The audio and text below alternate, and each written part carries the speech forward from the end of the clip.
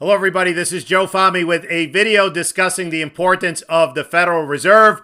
Before I begin, the usual disclaimer. This video is only presented for informational and educational purposes. Nothing in this video is to be considered investment advice. Please consult your financial professional before acting upon anything in this video.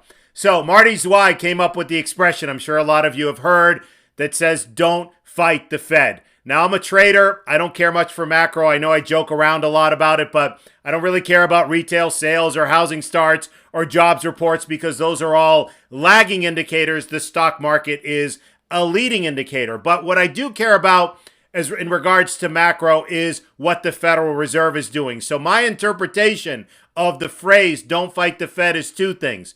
I want to focus on, is the Fed starting an interest rate hiking cycle or ending an interest rate hiking cycle? And the second thing is, are they providing liquidity or an accommodative environment for equities, or are they taking liquidity out and providing a restrictive environment? And the reason this is important is because it applies to the recent strength we've seen in the current market. So I'm starting with a daily chart of the NASDAQ Composite.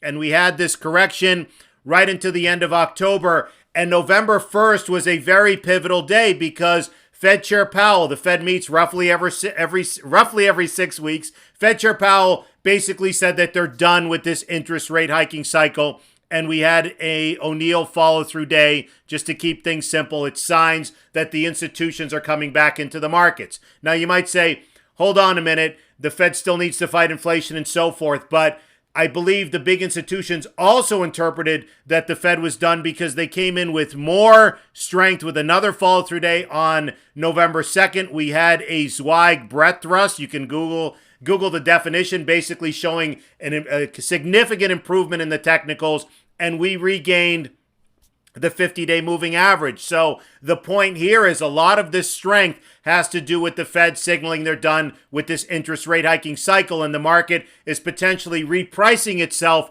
for lower rates down the road, because keep in mind the market's a discounting mechanism and tends to trade on what's going to happen 6 to 12 months from now. So it's possible the market is repricing for lower rates next year. Now let me show you some historical examples. This is a chart of 2010, just to show you some history. We had a correction. We had the flash crash here in May of 2010 and a correction during the summer. And then Fed Chair Bernanke, the Fed chair at the time, came out on September 1. We had another follow-through day here. He came out and announced QE2 at the Jackson Hole Symposium. Was it a change in interest rates? No, but it was accommodation, bond buying, accommodative environment, and that led to a year-end rally. Second historical example, in the fall of 2018, the Fed was raising rates. If you remember, we were correcting here, and Fed Chair Powell, the current Fed chair, came out on January 4th, 2019, said he would be patient with raising rates. I don't know why I did the Dr. Evil air quotes, but that was what signaled that the Fed was done with that current rate, with that rate hiking cycle at the time, that they were done with it, and that led to a subsequent rally. One last historical example is in 2020, when the COVID news hit here. We had all sorts of follow-through days and accumulation in the market, because the Fed basically threw a bazooka. 3 ways they provided an accommodative environment. They threw so much at the markets by keeping interest rates at zero, by bond buying, as they did more treasury purchases in those 6 weeks than they did in the 9 years combined from 2009 to 2018, and they increased their balance sheet, providing an insane accommodative environment and reminding us not to fight the Fed. Now, the examples I just gave were ending an interest rate hiking cycle or providing liquidity. I also want to remind you we have to focus on the opposite. So this is towards the end of 2021 and early 2022. The Fed did the opposite of all the accommodation they provided when COVID hit. They said that they were going to stop their bond buying in the next year, meaning into 2022. That led to a lot of distribution. They said they were going to raise rates in 22, which led to more distribution.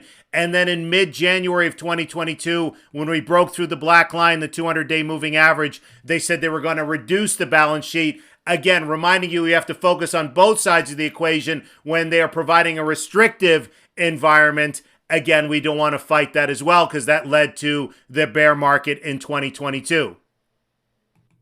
So going back to the current market in conclusion, the main things we need to focus on are is the Fed starting an interest rate hiking cycle or ending an interest rate hiking cycle, or are they providing liquidity, an accommodative environment, or taking liquidity out, a restrictive environment?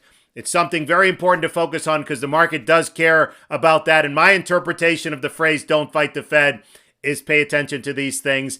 And again, don't fight the Fed. So I hope you found this video helpful and educational, and we'll see you next time for the next video.